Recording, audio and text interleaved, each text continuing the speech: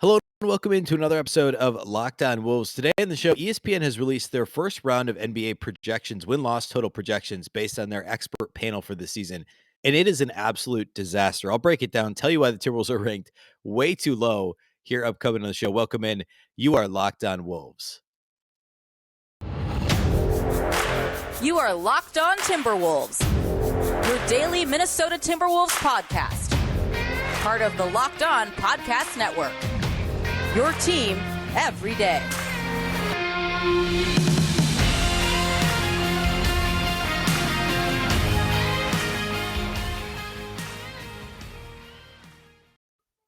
Hello and welcome into another episode of Locked On Wolves. The Locked On Wolves podcast is part of the Locked On Podcast Network, your team every day. My name is Ben Beecken. I'm the host of Locked On Wolves. Today's episode is brought to you by BetOnline. BetOnline has you covered this season with more props, odds, and lines than ever before. BetOnline, where the game starts. Happy Wednesday, everybody. Happy Hump Day. And a big thank you for making Locked On Wolves your first listen each and every day. Of course, this show is free and available everywhere, including YouTube, as well as all of your favorite audio platforms from Apple to Google, Spotify to Odyssey.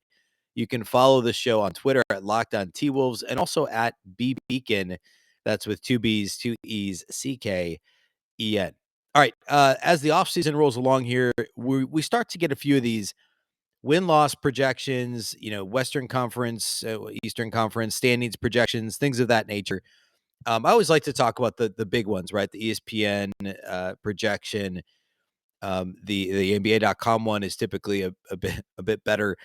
We'll start with ESPN today, because what they did today was this apparently an expert panel poll that they do um, that picks up on a few storylines. Apparently, they have this panel that votes on win-loss records for all 15 teams in the West, and they release those. And they're not accurate. Let's start there. So what I want to do is talk about where the Wolves rank this year. Then I want to look at how inaccurate these projections were last year.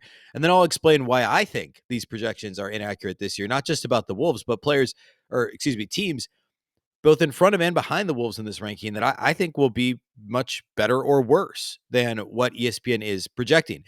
And this isn't like, I'm not giving a total, like my win-loss total projection. I'm not doing that yet. I'm not there. I think we have to be closer to the season before that actually happens. But I'm going to give you what ESPN has and tell you why I disagree. So this season, ESPN has. So I don't want to beat around the bush. I'm going to tell you right now where the Wolves are in this ranking if you haven't seen it. But then I'll give you the reasons why I think it's wrong. ESPN has Phoenix number 1, Golden State number 2, Denver number 3, Memphis number 4, the LA Clippers at number 5, and the Dallas Mavericks at number 6. This is your top 6. They're called the Contenders, is the name of this category in ESPN's projections. I should say this is an ESPN insider story, and it's titled NBA Projections 22-23. If you want to go look it up and you have an ESPN insider account, those are your contenders, quote unquote contenders. If you're not watching on YouTube, I'm doing air quotes. That's what they're calling this. Phoenix, Golden State, Denver, Memphis, Clippers, Mavericks, 1 through 6, all winning between 56 games in the Suns' case, and the Mavericks winning 49 games, the 6th spot. So 7 games separating 6 teams. Obviously, somebody's going to probably win more than 56, if not 2 teams win more than 56 games. That's entirely possible. That's what happened last year in the West. Now in the East, nobody won more than 53. So that's your top 6. No Timberwolves to be found. I've been saying kind of matter-of-factly all along, the Wolves are going to be in the 3 to 5 range in the West, because I think they will be. They're going to be in the 3 to 5 range. I don't see how you put them outside the top 6. But here we are. The Timberwolves are, yes, in the number 7 spot in ESPN's ranking right now. Early to mid-August, headed into the season, the Wolves head up the play-in group, number 7. If that sounds familiar, it's because they were the 7 seed last year. Don't worry about the fact that they added an All-NBA center. Don't worry about the fact that they've now got 2 top 25 players, that they have the best 21-year-old player we've seen in I don't know how long in Anthony Edwards, very likely 3 All-Stars this year with Towns, Gobert, and Anthony Edwards. I don't know this. I should look this up. When was the last time a team with 3 All-Stars finished 7 seed or worse in the West in any conference ever, anywhere? Like, just on its face, it's ridiculous. And now I will say it if this makes you feel any better, it didn't make me feel any better. There's a note here that says Dallas finished percentage points ahead of Minnesota in the panel's projection. So both Dallas and Minnesota are projected to win 49 games. But Dallas had the slight edge to put them at 6 and put the Wolves at 7. There's a 6-game gap between the Wolves at 7 and the Pelicans at number 8 with 43 wins. The Lakers at 9 with 42. The Blazers at 10 with 35. I'll get into the end of the Western Conference here in a little bit. The cellar dwellers there beyond the playing group. But I don't know. Does anyone think the Wolves will be in the 7th seed again this year? Does anybody really think that? Is that really like that would be a massively disappointing season. Even if you win the play-in and find a way to win the 3-6 game or whatever it is, or I guess the 2-7 game or 2-7 series, I should say, like the Wolves took Memphis to 6 games. Even if you win the play, like if they finish 7th in the West, this is a massively disappointing season. By the way, the 49 win total is just 3 wins more than last year. How would the Wolves only be 3 wins better than last season after adding one of the top 3 defensive players in the league to their roster and improving their depth by signing Kyle Anderson away from the Memphis Grizzlies, who are somehow projected to be 4th in the Western Conference? Still, I guess, only 2 games better than the Wolves. So if you're looking at these win totals, we're really splitting hairs. But ignore the win totals and just consider this a ranking and how what these experts believe the Wolves will finish in the West, or how the teams in general will finish in the West. Sticking the Wolves 7th seems really crazy just on its face. So I want to discredit this exercise a little bit by pointing at last year's, and I want to do that next, and then I'll tell you why specific teams should not be ahead of the Wolves, or even the teams behind the Wolves are still being ranked a bit too highly or thought a bit too highly of as part of this exercise. So we're going to do all that here next as we continue to break down this what I would call a travesty of a ranking of the Western Conference sitting here in mid-August. Before we do that, though, let's talk about the title sponsors of today's show, and that is our friends over at BetOnline. BetOnline.net is the fastest and easiest way to check in on all your betting needs. Find all your favorite sports and events at the #1 online source for odds, lines, and games. Find reviews and news of every league, including Major League Baseball, NFL, NBA, NHL, combat sports, esports, and even golf. Sitting here right now, the Wolves over-under, I believe, is 49.5 over at BetOnline.net, and that would put them slightly ahead of ESPN's 49 win projection. I still think it's very low. Also, by the way, it's higher at a lot of other sites, at a lot of other, sports books, which hopefully you don't go to, because BetOnline is the place to be. Obviously, it's also the place to bet on the Timberwolves, because that win total is a bit too low still. And I'll tell you, we'll talk a lot more about that. But sitting here right now, that line is too low. So if you want to bet the over, head over to BetOnline. BetOnline continues to be the top online resource for all your sport wagering information, from live in-game betting, scores, and podcasts. They have you covered. Head to BetOnline today, or use your mobile device to learn more about the action happening today. BetOnline, where the game starts.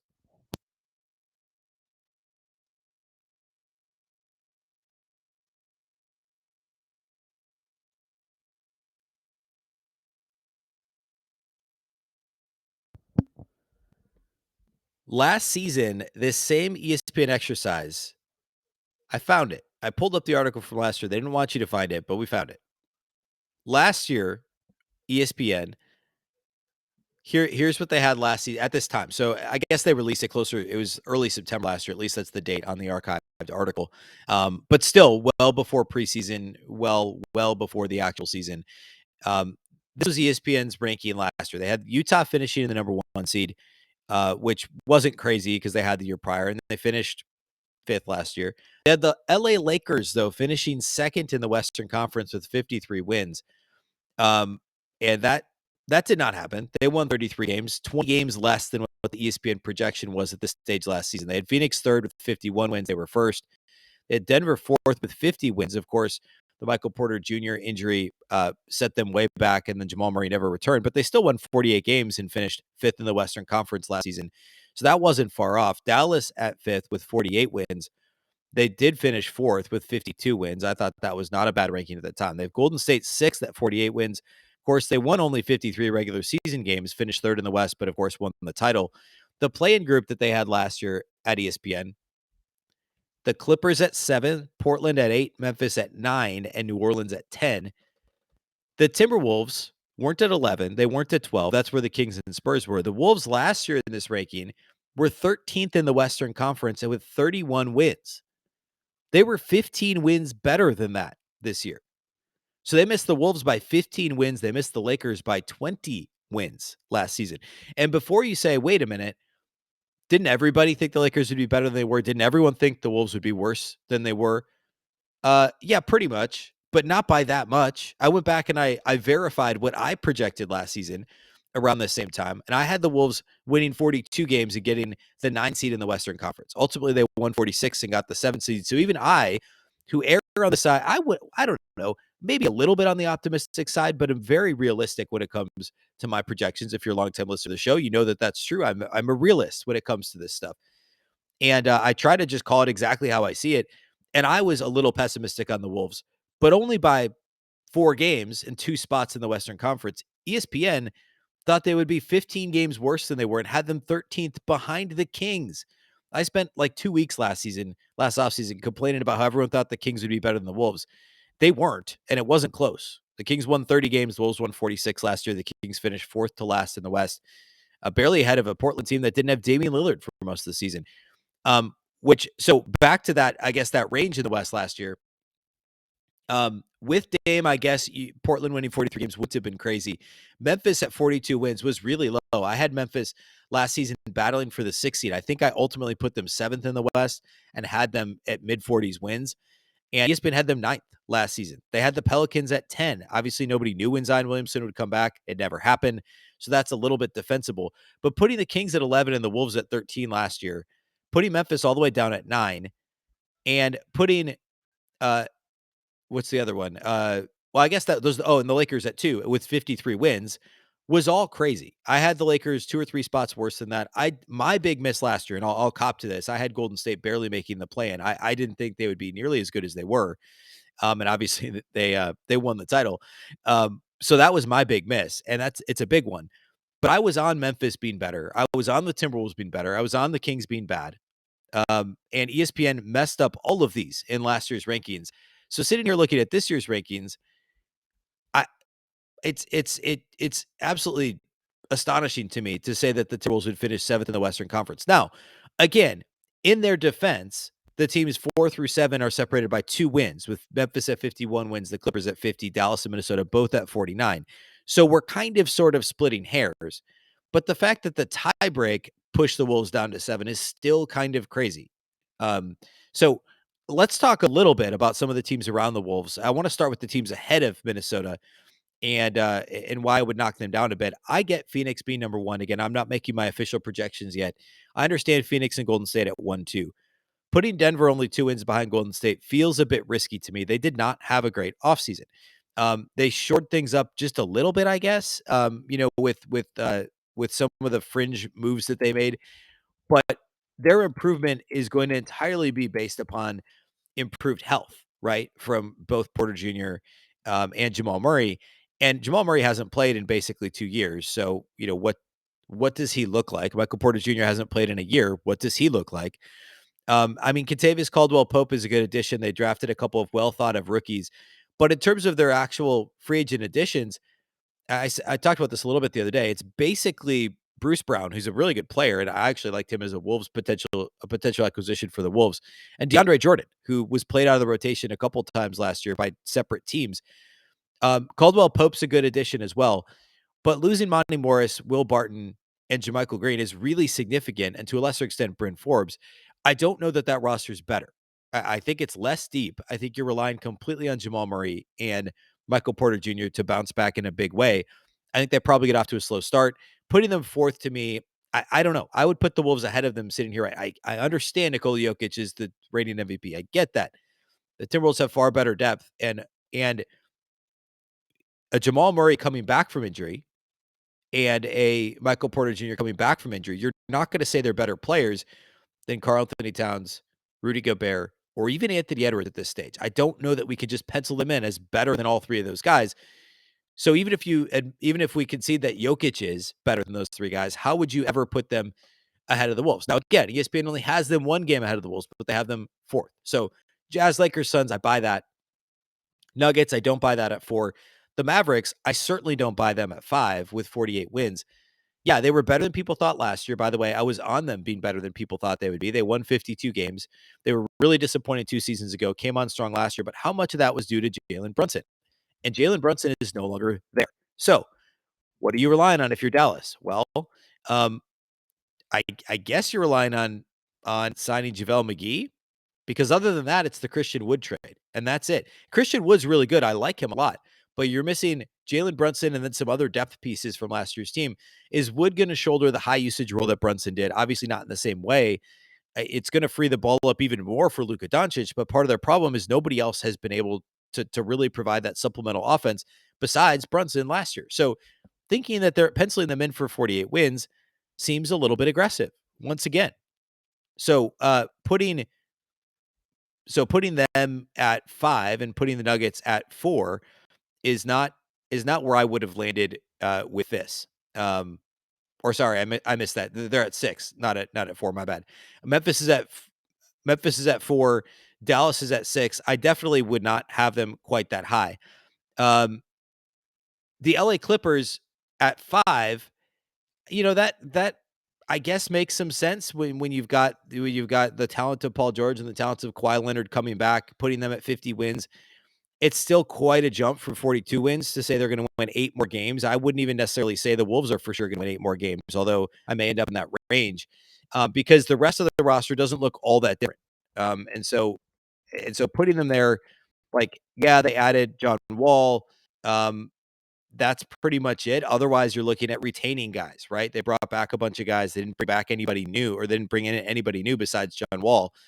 And they lost Isaiah Hartenstein, who's a big part of their rotation. So you're relying again entirely on guys who were injured for a lot of last year coming back and performing. Obviously, they played last year. It's a little different than the Denver situation, but to assume that that they're going to come back and perform at that level is I don't know, a little bit dangerous, I think. And then the last team that's listed ahead of the Wolves that, you could argue shouldn't be is Memphis, another team that had a really so-so offseason. This goes back to the conversation the other day on the show with, I think it was last Friday, all these people that think the Wolves had a bad offseason.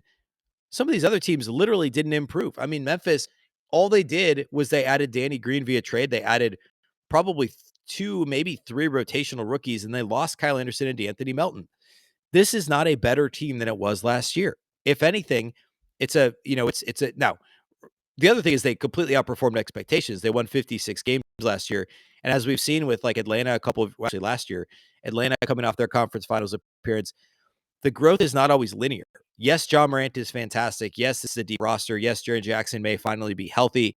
There were some other guys that were really impressive for them last year. But can we again just pencil them in as a top 4 seed in the West? So Phoenix at 1, Golden State at 2, I buy that. Then Denver, Memphis, Clippers, Mavs. Putting them all ahead of the Wolves to me is a mistake. I would certainly put the Wolves, sitting here right now, I would put them ahead of Dallas. I know that the Mavs went to the conference finals. They're worse this year than they were previously. At the moment, I would put them ahead of Denver. I just think the putting them 4 games ahead of the Wolves is relying too much on the improvement of guys who didn't play last year effectively in the case of Murray, and then well, I guess effectively in the case of Porter, he hasn't played in almost a year, and literally in the case of Murray. So I would put the Wolves at 4 in the Western Conference, behind Phoenix, behind Golden State, and behind the Clippers. Or excuse me, behind I put them 5, I guess, behind Phoenix, Golden State, Memphis, and the Clippers. Maybe not in that order. I'd maybe go Clippers, Memphis. I'd put them 5th, and then I'd put Denver 6 and Dallas 7 in the Western Conference. Sitting here right now, that's not my final offseason projection. Don't hold me to that. But do hold me to saying that the Wolves are way too low at ESPN's August rankings. To have them 7th is just insane. I want to talk about a couple teams behind the Wolves and why those rankings are still not right, and why those teams should be considered to be much worse than they're actually ranked, as we kind of round out the show here, round out the rest of this ESPN rankings. We're going to do that here next.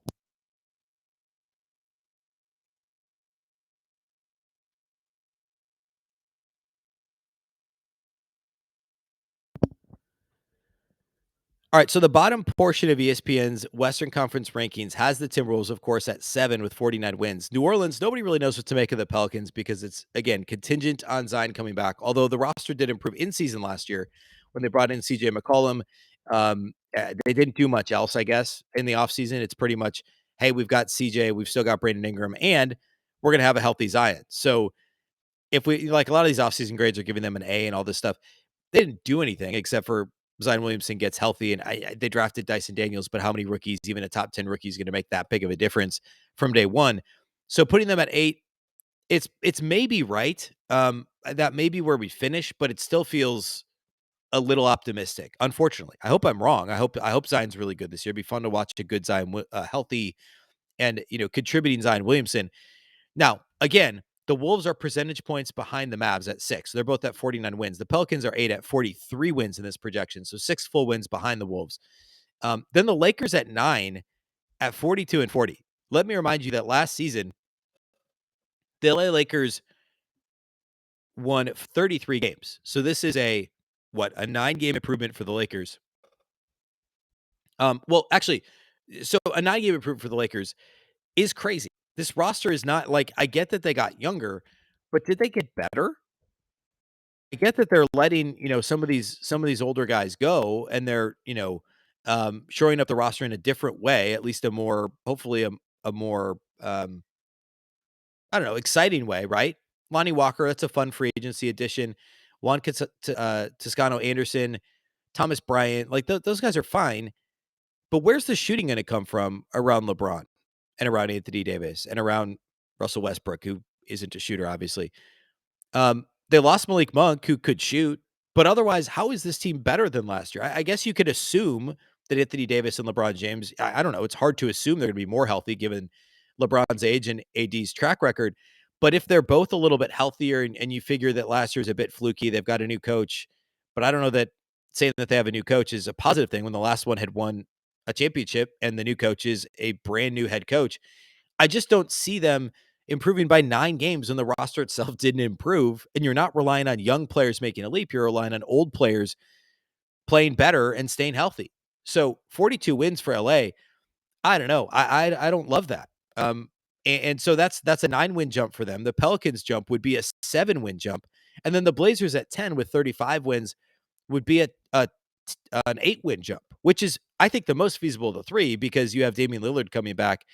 And it's fair to assume that Dame is going to mostly be himself, given it was an abdominal injury. It wasn't anything related to knees or feet. And he's not as old as some of these other guys we're talking about. They also added Jeremy Grant, who's a really good player. And they signed Gary Payton as well, Gary Payton II. And so we're looking at a team, I think, in Portland who could make that 8-win jump, which would put them in the play-in conversation. I think that's completely reasonable. Putting the Lakers at 42 wins and jumping them 9 total wins year over year and jumping New Orleans 7 wins both feels pretty aggressive. I think they're all probably in the play-in conversation. And you look at the teams below them, and do I really think Sacramento, Utah, Oklahoma City, San Antonio, and Houston are going to rival those teams for the play-in? I don't. I'm surprised Sacramento is still here at 34 wins, honestly, which is only a game behind Portland. I would just shuffle this a bit. So obviously I said I'd have the Mavericks at 7. I would put the Blazers at 8. I'd probably put the Pelicans at 9 and slide the Lakers to 10. I don't think the Pelicans are able to win 43 games. I certainly don't think the Lakers win 42. I think they're all kind of slightly below 500. And I think the top of the West is good enough to just beat up on some of these other teams. And I think there's a gap after the top 7. So I'm putting the Mavs at 7 and I had the Wolves up at 5. I think there's a gap. And then I think 8, 9, 10 are in this order. I have Portland, Pelicans, Lakers. So I think they got the teams right in the top, call it the top 10. The order's just all wrong. But I also don't think anyone's seriously arguing, except for maybe Matt George and Lockdown Kings, that Sacramento is gonna get out of the bottom, get into the play-in at 10 or higher. I mean, I don't even think that Matt's gonna argue that, honestly. I think your bottom 5 is pretty set. Sacramento, Utah, Oklahoma City, San Antonio, and Houston. You're not gonna find anyone arguing that any of those teams should be in the play-in. So it's a matter of where you think these teams are gonna finish. I will have an official playoff prediction as we get closer to the season. It probably won't be till late September, mid preseason or something when I make that projection. But I think overall having the Wolves at 7 is just Just crazy. And as I said earlier, this exercise hasn't exactly been foolproof in the past for the expert panel over at ESPN. So there were certainly some big misses last year. A couple of 15+ win misses last season in this exercise. All right, that's all we have for today here on the show. Thanks again for making Locked On Wolves your first listen each and every day. It's greatly appreciated. And of course, you can find the show anywhere you listen to podcasts. You can also watch on YouTube. You can follow on Twitter at Locked On T Wolves and at Beecken with 2 B's, 2 E's, CKEN. That's all we have for today. Thanks again for listening to Locked On Wolves, of course, part of the Locked On Podcast Network. Remember, the Locked On Network is your local experts on all the biggest stories.